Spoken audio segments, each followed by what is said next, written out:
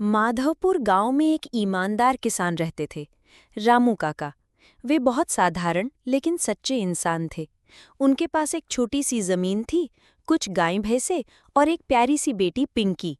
हर सुबह रामू काका उठकर खेतों में काम करते, गायों को चारा डालते और अपनी बेटी को स्कूल भेजते।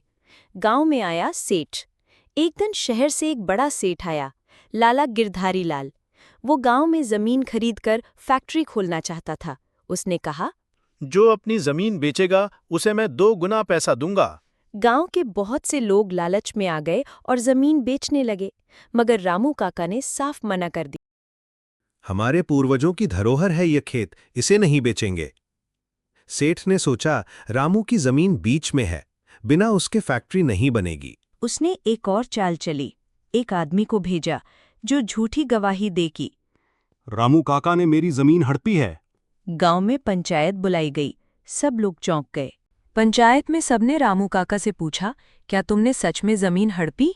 गांव के एक बुजुर्ग उठे और बोले, मैं गवाह हूं, ये जमीन रामू की ही है। सच सामने आ गया। सेठ की चाल नाकाम रही। उसे गांव से निकाल दिया गया। अंत भला तो सब भला। गांव वालों ने रामू काका की ईमानदारी की सराहना की। गांव की स्कूल में बोर्ड लगाया गया, रामू काका गांव के गर्व।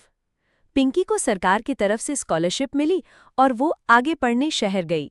सीख: सच्चाई कभी हारती नहीं। ईमानदारी की जमीन सबसे उपजाऊ होती है। लालच से नुकसान ही होता है।